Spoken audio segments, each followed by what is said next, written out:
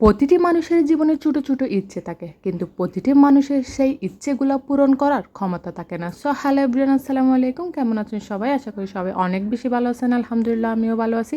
বরাবরের মতো আর একটা নতুন ভিডিও নিয়ে হাজির হয়ে গেলাম। আশা করি শেষ পর্যন্ত থাকবেন। আর শেষ পর্যন্ত থাকলে অবশ্যই কমেন্ট করে জানাবেন কে কোথায় থেকে ভিডিওটা দেখতেছেন। আজকে কিন্তু আমি হাঁসির মাংস রান্না করবো আর কি। আমি কিন্তু সবসময় এভাবেই রান্না করি, প্রথমে তেল দিয়ে তারপর হাঁসির মাংসগুলো একটু তেলে ভেজে নিয়ে ওই যে গরম মশলাগুলো দিই, তারপর বাকি যে মশলাগুলো আছে না সবগুলো এরকম একে একে দিয়ে যা যা মশলা দেয় মাংসের মধ্যে সবগুলো দিয়ে একটু পানি দিয়ে ভালো মতো একটা পেস্ট করে নিই আর কি। এভাবে কিছুক্ষণ রেখে দিই। একটু সরিষার তেল দিয়ে ওটাকে, কাছে ছিল না দিয়ে নেই আর কি।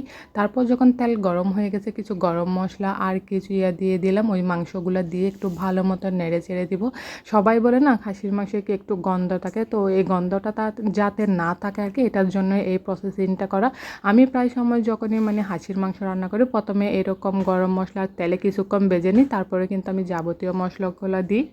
কিছুক্ষণ একটু ভাজা হয়ে গেছে, একটু ফ্লেভারটা ভালো মতো চলে আসছিলো আর কি। তখন আমি এখানে পেঁয়াজ তারপর যা যা মশলা ছিল সবগুলো একসাথে দিয়ে দিয়েছিলাম। এখানে কিন্তু সরিষা বাটাও দিয়েছিলাম, এর আগে কিন্তু আমি দিই নাই। আম্মু বলতেছিল একটু সরিষা বাটা দাও, তাইলে কিন্তু ভালো লাগে। এইসব মাংসে যদি সরিষা বাটা নারকেল বাটা এগুলো যদি দেওয়া হয় না অনেকটা ভালো লাগে। তো সবগুলো মশলা দিয়ে ভালো মতো একটু কষতে দিব আর কি, যতক্ষণ না তেল ওঠা হয়। এরপর আমি কয়েকবার মাঝখানে মাঝখানে নেড়ে দিয়েছিলাম, এই যে দেখেন তেল ওটা হয়ে গেছে আর কি। এরপর বেশ কিছুটা আমি কাঁচামরিচ দিয়ে আরও কিছুক্ষণ আমি কষিয়ে নিব মাংসগুলো। এখানেই কিন্তু অর্ধেক সিদ্ধ হয়ে যাবে, অর্ধেক বলতে কিন্তু প্রায় সিদ্ধ হয়ে যাবে। তারপর কিছুক্ষণ পর আমি কিছু দই দিয়ে দিয়েছি, তারপর একটু সামান্য পানি দিয়েছিলাম, আমি সিদ্ধ হওয়ার পর যেরকম জোর রাখতে চাচ্ছিলাম ওই রকম রেখে রান্নাটা করে নেব এভাবেই। শুরুতে বলেছিলাম না, প্রত্যেক মানুষের জীবনে কিছু না কিছু ছোট ছোট হলেও স্বপ্ন থাকে, কিন্তু একটা কথা কি জানেন, প্রত্যেকটা মানুষের এই ছোট ছোট ইচ্ছে বলেন স্বপ্ন বলেন এগুলো পূরণ করার কিন্তু ক্ষমতা থাকে না। একটা কথা কি জানেন, ছোটোবেলা থেকে শুনেছি বা আজ পর্যন্ত শুনে এসেছি, যদি সফলতার রাস্তা অনেক বেশি কঠিন হয় না তাহলে খুব দ্রুতই নাকি সফলতা অর্জন করা যায়। কিন্তু কিছু কিছু মানুষের ভাগ্য এরকম হয় কি বলুন তো, এত বেশি ভাগ্য খারাপ হয় না, সে যেদিকে যায় সেদিকেই কিন্তু সব রাস্তা বন্ধ হয়ে যায়। ওই যে বলে না, কঠিন রাস্তা হলেও সফলতা খুব দ্রুত পাওয়া যায় এবং সুন্দরভাবে পাওয়া যায়। কিন্তু কিছু মানুষের ভাগ্য এতই খারাপ হয় না, তার সফলতার রাস্তাটা কঠিন হতে হতে তার রাস্তাটাই একেবারে বন্ধ হয়ে যায় সত্যি।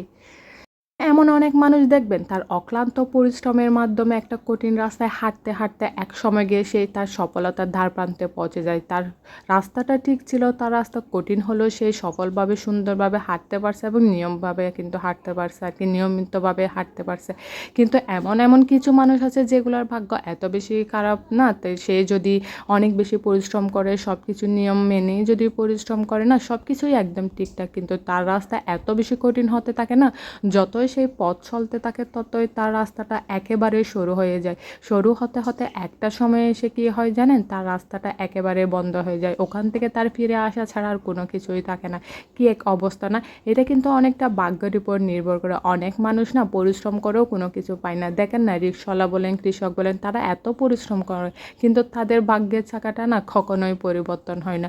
সকালে ঘুম থেকে উঠে পেপারওয়ালা তো কী যে সকাল থেকে রাত অবধি কত পরিশ্রম না করে, কিন্তু দেখেন তার ভাগ্য না সেরকমই থেকে গেছে। এরকম যার ভাগ্য ভালো হয় না সে অল্পতেও অনেক কিছু পেয়ে যায়, আর যার ভাগ্য খারাপ হয় সে যদি সারাদিনও অক্লান্ত পরিশ্রম করে যায় তাহলে তার ওই রকমই থেকে যায় জীবনটা। সব কিছুই কিন্তু আল্লাহর উপর নির্ভর করে, তাও কিন্তু চেষ্টা করে যেতে হবে, তাই না? চেষ্টা না করে কোনোদিনও কিছু সম্ভব না। তো আজকে এই পর্যন্ত। আসসালামু আলাইকুম।